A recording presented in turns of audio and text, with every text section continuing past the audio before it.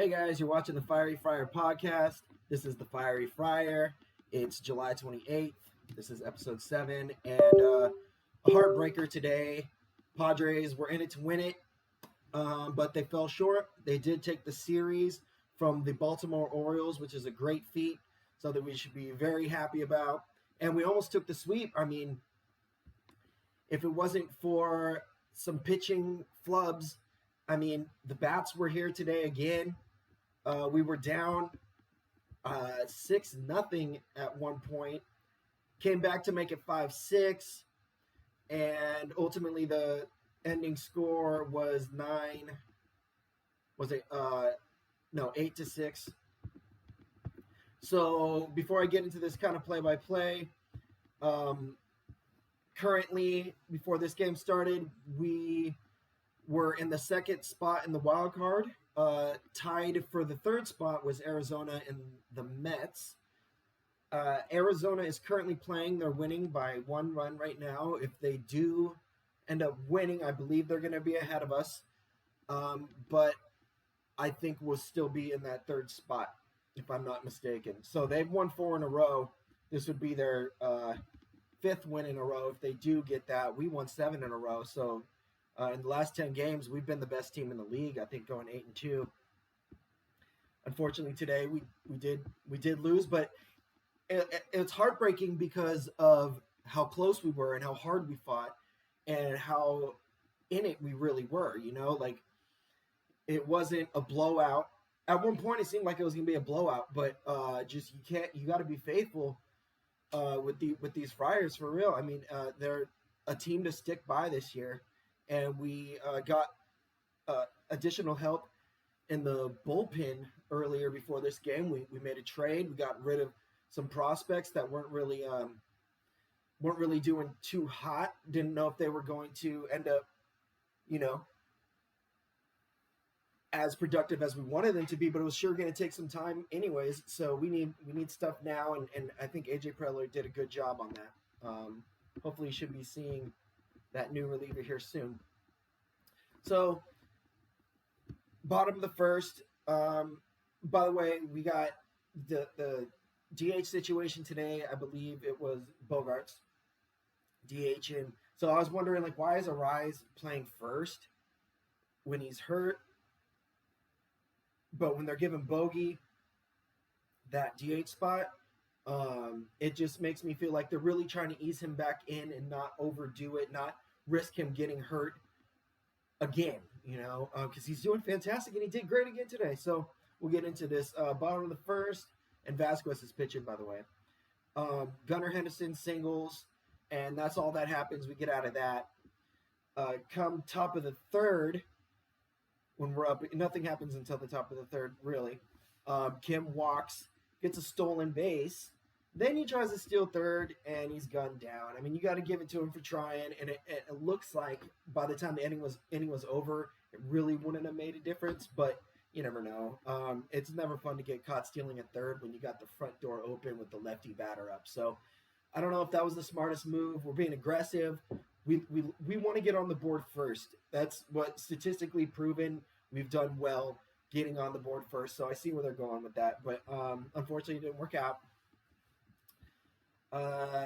Luis Ariz ends up singling, getting a single after he was thrown out at third, but that doesn't necessarily mean he would have gotten from second to home. So,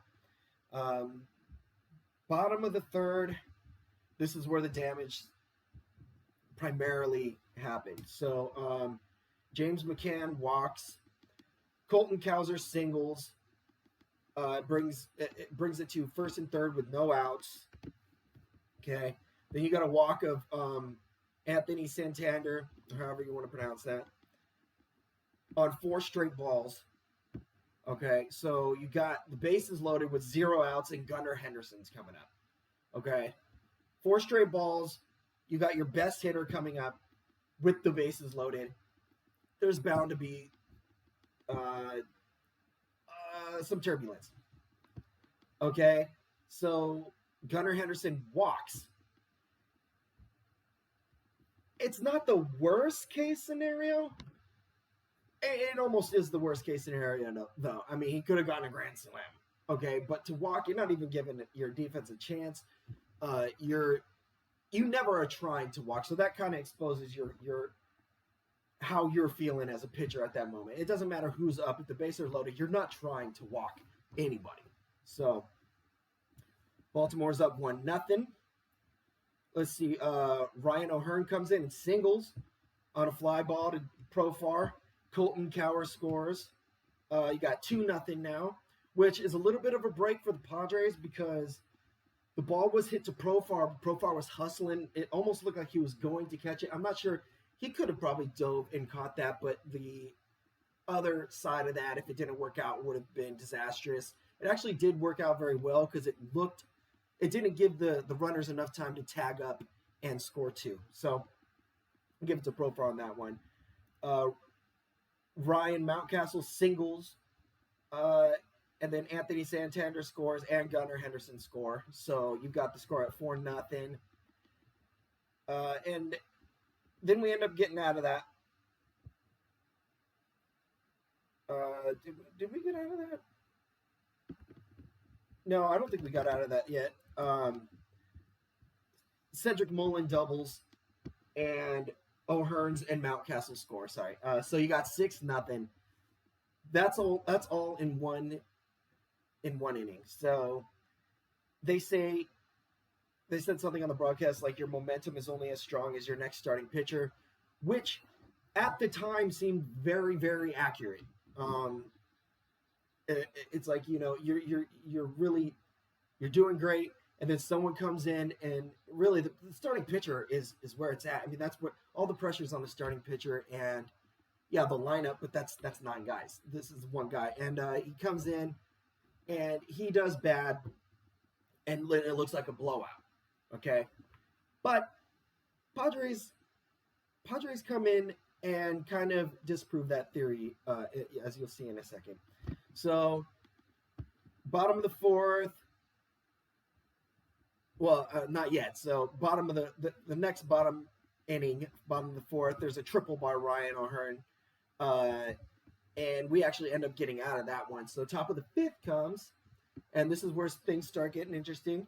Jackson Merrill doubles. Okay. And then Peralta singles.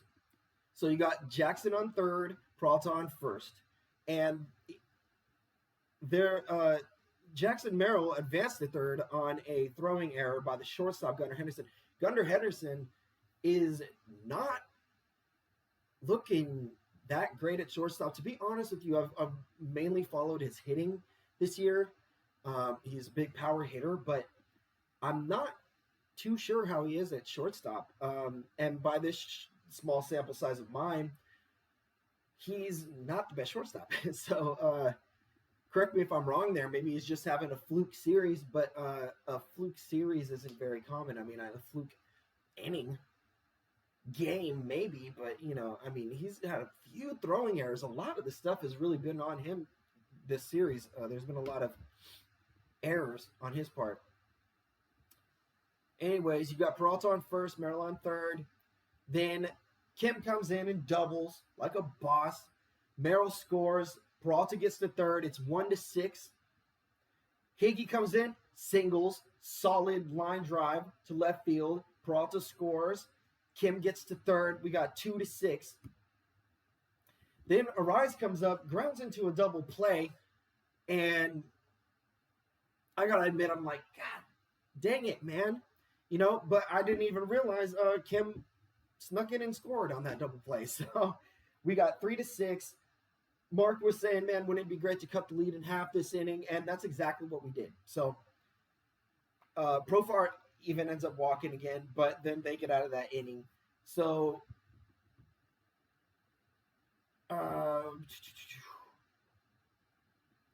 bottom 5, Alec Jacob replaces De Los Santos, because De Los Santos replaced what's his name? Sorry, Vasquez. Anyways, bottom 5, he walked a guy, James McCann singles, and you got first and third. There's a strikeout, and then another strikeout. So actually, Alec Jacob was probably the biggest surprise today as far as production. He came in, and that was just one inning, but the next inning he also gets 1, 2, 3, and well, not also gets 1, 2, 3. He gets 1, 2, 3. That's a new name. Saw him warming up the other day. Didn't come in, but he comes in today and does great. So, and that 2 innings, great against the really good hitting team. So, super stoked about that. Okay. Top of the 6th, Manny Machado singles. Bogearts, home run. Okay. Been due for one. This one was a no-doubter. Pulled it. Just so happy for him. He's doing so good. Super stoked on Bogey. The score is now 5-6. Both Manny Machado and Xander come around for that one. 2-run shot. That's about all that happens that inning. Following when it turns over, Alec Jacob comes back out. Like I said, he went 1, 2, 3, looking great through 2. Awesome. Super happy about that. Top of the 7th, Perez comes in for Webb. And up, we don't do anything productive with the bats. Bottom of the 7th, Estrada replaces Alec Jacob. They get a single. Cedric Mullen reaches on a catcher's interference. I swear Higgy's got like 3 or 4 of those this year. He's got to chill. Okay? Those kind of things do make a difference. So, and then Estrada strikes out the last 2 to get out of it, which is awesome. Awesome. Super clutch. Then we flip over the inning and nothing happens. Flip it over again. We got the bottom of the 8th. Morejon replaces Estrada. Ryan Mountcastle singles. And then that scores Anthony Santander and Adley Rutschman. So that kind of blew it open a little bit. And previously before Morejon came in, Estrada had 2 people on base. So probably a good call, but Morejon, one of those runs was Estrada's. I believe the other one was Morejon. So it's 8-5. Kind of thinking, oh man, there goes our chances. Okay, top of the 9, probably the biggest inning of the game for the Padres. Pitching change. Cano comes in to replace Dominguez. They don't bring Kimbrel out because he blew the lead the other day. He had a day off yesterday, and he could have came out, but he didn't come out. So Peralta singles. It was a throwing error again by Gunnar Henderson. The ball gets lodged underneath the dugout fence, or the kind of the fence like right in front of the dugout that they lean on and watch. It gets lodged there, so Peralta gets to go to second. They challenge it, and it's not overturned. So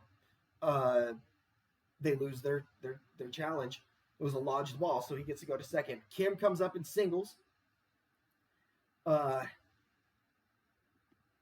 Arise comes up in singles on probably the most trademark Arise hit this year. I mean, dude, he just put his bat out there. You know what I'm saying? And it just falls in between the outfielder and the infielder. It was amazing. It was fantastic. This is when it's starting to look like, hey man, it's getting interesting. It looks like the baseball gods are here again.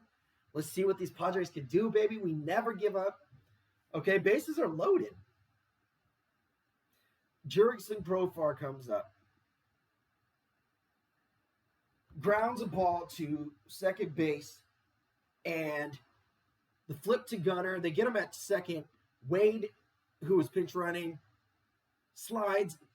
Gunnar Henderson runs into his foot and can't throw the ball to first. Probably a smart move, because if he would have tried to throw it, he can't even normally throw it to first base. So if he tries to throw it to first base with this, McTwist that he's doing, probably go into the stands. But he doesn't throw it, and they call it interference and say that it's 3 outs and the game's over.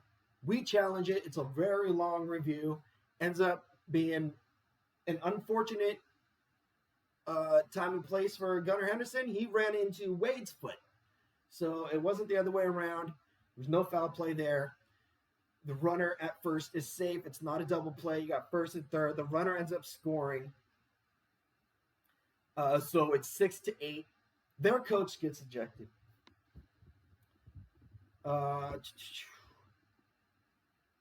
And then Crony comes up and he grounds out. But we did take the series. I'm super happy for these Padres, man. Just a great group, never giving up ever. They're never giving up. Okay. They showed a stat for the Orioles where it's like after 8 innings, when they're winning by 3, they're like 3-56. I mean, everybody's usually going to win a game at the 8th inning when they're winning by 3. But the Padres gave them a run for their money. Machado was on deck. He was about to come up. He got hit in the head. I don't know what the hell happened there. There was probably sun in his eyes or something. I'm sure we'll hear about that. But Vasquez, not a very good start. Just didn't really have the best stuff today. I think that Vasquez is, we got to remember, he is here helping out.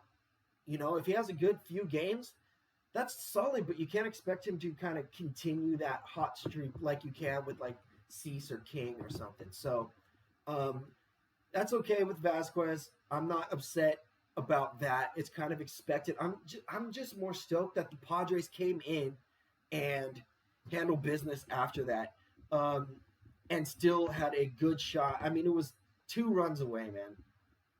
How many hits did we get this game? Once again, we got 10 hits. They got 9. We out-hit them. Arise went 5 for 2. Profar didn't get a hit today, unfortunately. He did have the bases loaded, and he's been a superstar with the bases loaded. I thought that was going to be his moment again, but I guess, you know, you got to be fair. You can't give him all the big moments. So, Crony 0 for 4 today, a little frustrating. Crony's, you know, he's gonna bring it back around. Don't worry about it. Machado 1 for 4, solid. He got a shot to center field that was they didn't rob him, but it's 410 feet in center field, and he caught it at the end of the warning track, leaping up in the air. So I mean, that was anywhere else. That's a home run by far. So that would have been a big difference right there. So Bogey 1 for 4. That was a home run. Okay. Merrill 1 for 4. That's my boy. Peralta 2 for 4. Stoked on it. Kim 2 for 3. Stoked on it. Higgy 1 for 4. That's my boy. I miss Solano. I feel like that's really a good problem to have, I guess. That Solano is, you know, there's not enough room for him, and he's doing so good. It'd be nice to get him into the mix there, though. Hopefully we can find a way to do that soon here, because but you know what, I really trust Mike Schilt's coaching, so I think he will figure out a way to get him in there when we need him. That's the best time to put him in there. But as a fan, I miss Solano. He's a very professional baseball player. He gives you real professional at bats, and I appreciate that greatly. So it looks like if Arizona wins this game, they might be ahead of us, but I think we'll still be in the wild card race. It's such a tight group there. We're coming back. We're playing the Dodgers, who have not been doing that great. So, and we're on a hot streak, man. And we're going to keep it up. And I hope we take this series. I always hope we take this series. I hope we sweep them, but realistically, I hope we take this series. And I appreciate you guys watching. Thank you very much. I'm the Fiery Friar. Feel free to subscribe. That would really mean a lot to me if you did. If you watch this whole video, you might as well subscribe, because I'm coming at you every day possible to give you my take on the game. If you missed the game, I'm here for you. I got you. San Diego love, a lot of pride for San Diego. And maybe see you at the games. Give me a like, share with your friends, and let's get my views up from 0 to something. That'd be great. Peace.